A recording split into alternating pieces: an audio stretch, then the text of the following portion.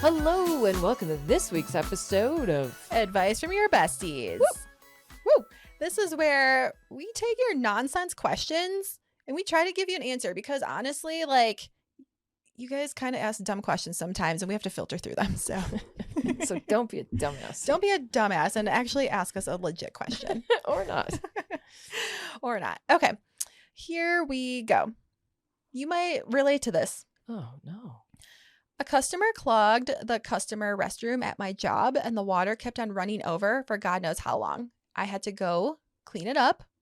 And essentially what happened was that my shoes ended up getting soaked and my socks were covered with this dirty toilet water. And I'm asking for my boss to replace my dirty, disgusting, used shoes. Am I being dramatic for asking the company to replace my shoes that are covered in toilet water? Well, it's kind of like if they don't supply you an allowance to get shoes in the first place, it's just you're using your own shoes at your own risk. I think if they actually supply the shoes for you the first time, then like, yeah, go back and get another pair, but it's the risk of the job, right? I think it depends. I don't know. You can ask. Are you going to get it is another thing. Yeah. How about that? Go ahead and ask. Sure. Yeah, go ahead and ask, but I mean, don't expect it. It's zero going to happen. No. I would love for you to get it. I would love that for you if that happened. But like the likelihood, they don't give a fuck. There's never an allowance or like acknowledgement of expenses on things like that. No. It is expensive and they really should, because if there are shoes specific to work, you know what I mean? Mm-hmm. And it wasn't necessarily in your budget. But again, if you got like pizza sauce on it, why is this question related to me? Because you work in the restaurant industry and this sounded like it would happen at a They restaurant. would never support me or like financially contribute back if I had a shoe problem. No. I still think that they should give me a clothing allowance now. You should have a clothing allowance. I swear to God. Because you are the face that they see when the customers come in. I know. And a good outfit really talks does a it. lot. I did have a shoe allowance one time when I worked at a factory because you have to get steel-toed boots. So they give you a shoe allowance. So, They should just issue boots. yeah, like once a year you get you get like $150 to go spend on boots. So the steel-toed boots are expensive. Are they? Yeah, they are about $150. I have not no more. frame of reference. Well, let me tell you something about factory life. You need a steel-toe boot, you need safety glasses, and you wear jeans no matter how hot it is. Oh. Yeah, or like long pants. What's up with steel-toed boots?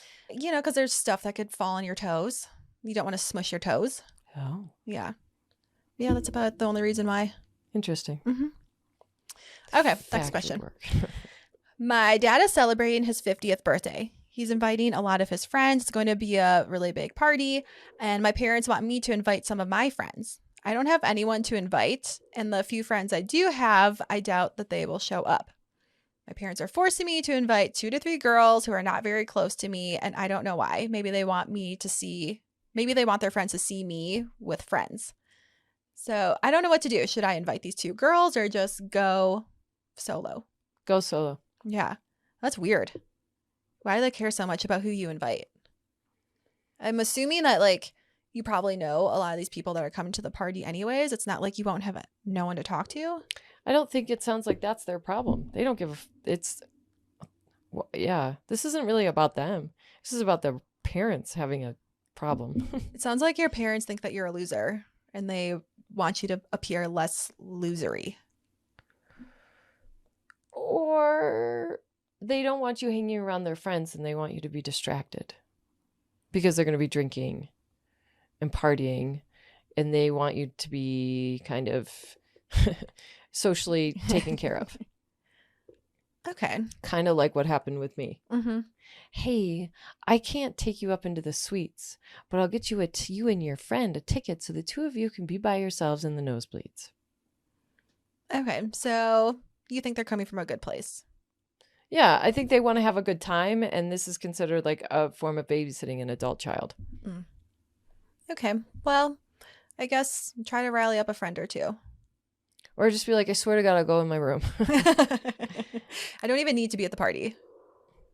But you gotta show your face. I would just be like, oh my God, happy birthday. Good to see everyone. I actually have plans. Yeah, you'd be better off not being there. Yeah, just leave. Okay, here's a question. Would you look at yourself in a truth mirror? It's a good question. I don't know. Okay, is the truth mirror, what is the truth mirror telling you? Is it like what you really look like? Yeah. Oh, okay. I thought it was like, you're a terrible person and. Oh, that too. Oh, okay. So all the things. All the things. Yeah, I'd be curious. I'm curious to see how people see me. And actually, ooh, you know what? There should be a setting on the mirror. Yeah. And you can you can go through your friends list and then you can like select a friend and be like, okay, tell me the truth about how they see me. And beep, beep, beep, beep. Yikes. Yeah. I would like to know from every single person. Oh my God. So I guess the answer is yes. Yes. And then I would like to know a stranger's point of view. yeah, I guess so, right? Yeah. Would you? I don't know. You know, I would like to say no, I don't want to know. And then I'd be like, okay, reluctantly. Yeah. But then I feel like I'm going to be like acting towards them. Like if they said something about you, you would act differently towards them. Uh-huh. I like operating without other people in mind. Oh. That I'm just like me being me. But once you tell me, I know how I am. I know how I am in that if you tell me one thing, it's going to drive me crazy. And then I'm going to be like preoccupied with those things to the point where I'll be riddled and like paralyzed with the thoughts of others. Because I'm more than the average person who's like, oh, you said I'm fat. That's too bad. You know, that really hurt. Me, I will obsess all day long and I will talk about it with everybody and then I'll still be talking about it and I can't like wrap my head around it. We used to have that friend who just had to keep talking about it. And that's how my head is and I just can't get out of it. I wouldn't necessarily want to know what other people. That would not be good for you. No, it wouldn't. No. To know thyself. I wonder how many people be like, you're such a bitch.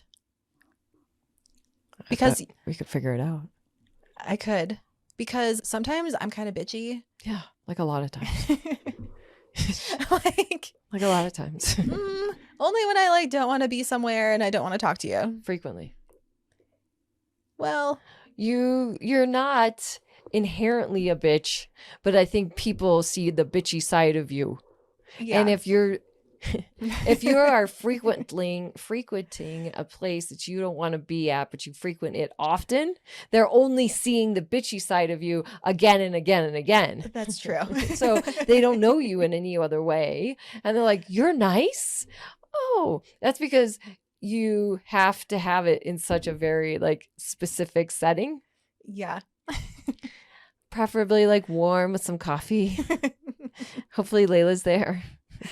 Hopefully all my favorite things are happening. And I'm cozy and I'm in my newest like favorite scuba hoodie sweatshirt. Do you know what I mean? Like yeah. Yeah. No, I think the definition of our personality is like who are we when we're in like the shittiest, least favorite experience, like part of whatever that day could be. True. So you and I are bitches. Yeah, I guess I'm a little bit of a bitch. Yeah. If we wanted it any differently, we would be different. Yeah, so like it doesn't matter to you. You know you're a bitch if you're wondering about it. Yeah, just like catch me on a good day at a place where I want to be. Okay, so in my cozies. Never. Yeah, right. I mean, that's okay. It is what it is. And I would say this on a comedic stand-up stage that like pretty girls have the luxury of being bitchy.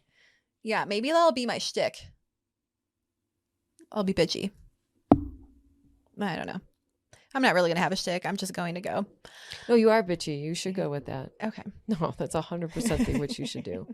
I was pausing because I was like, are you just going to use that? Because maybe we'll be using the same line. You should know that is definitely your persona. 100%.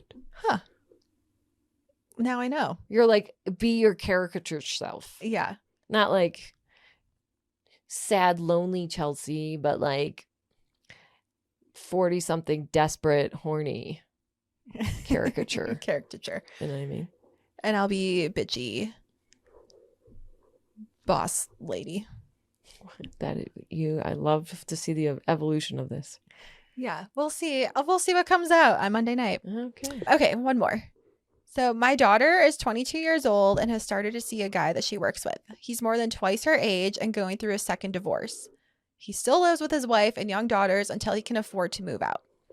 I know she's old enough to make her own decisions, but I just feel like she is walking into red flags, and I'm worried that there could be an abuse of power because she is so young. How can I have her see the light? You won't. She's just got to go through it. I feel like the more she's 22, she's basically. Does she live at home? She didn't say. Do her parents give her any money? Didn't say. I would cut her off. You have to pay your own car insurance and you have to move out and stuff. And your own cell phone? Yeah, give me your cell phone. Because I mean business with this. I want you to steer clear. And if that's the only way you're going to listen to me is for me to do these very harsh things, that's what I would do. Okay. Like, I'm really trying to get your attention. Like, sisterhood, like, you do not want to do this. I'm not your parent. Like, this is just a fucking loser. And you're going to, like, and then it's going to make you look bad, like, marketing-wise and, like, PR-wise. So, no, we don't do that. And I'm sorry that, like, you shouldn't be this guy is working at Chipotle. Actually, you know what I would do? This is actually what me and my friend's mom did to my friend. We talk so much shit about him all the time. And we're like, doesn't he breathe weird? Like, doesn't he dress weird? Like, oh my God, you can like hear him breathing in the other room. Ew. And like, did you see his hair? We would just talk so much shit about him right in front of her that eventually she was like, yeah, I guess he does breathe weird and I don't like his clothes. But that only works if your daughter values your opinion. True. Because she valued your opinion and her mom's opinion. Yeah. More so than like she liked the guy. That's where you got lucky. But you have a 22-year-old rebellious daughter who doesn't give a fuck what your parents are saying. If anything, they want to do the opposite. The only way you can, quote unquote, hurt them or get to them is through money at this point. Yeah, because I would be that pain in the ass 22-year-old daughter. I was. If you did take my cell phone away, I'd be like, oh. Yeah, okay. You can't call him. Yeah. Take the cell phone away. Because you know, even if she does or doesn't live at home, she's on your plan. Yeah. She's on your plan. Duh. I'm not even like. I'm sorry. What were you gonna say? Like I think we just got on our own plan like a year ago, 2 years ago. That's really sweet. You know. I mean, I'm not on my own. Like I don't pay my own. Yeah, I don't pay my own bill. No. Doug pays Bonnie's bill. So nice. We're all tethered to our phones. We are all tethered one way or another. All right. Well, that's all the advice that we have. Good one. Good ones. Thank you guys for participating and asking good questions. We really appreciate it. And make sure you share this episode with your bestie. And while you're at it, leave us a 5-star review. Oh, yeah, that'd be nice. On Apple and Spotify. And we will see you next week. Bye.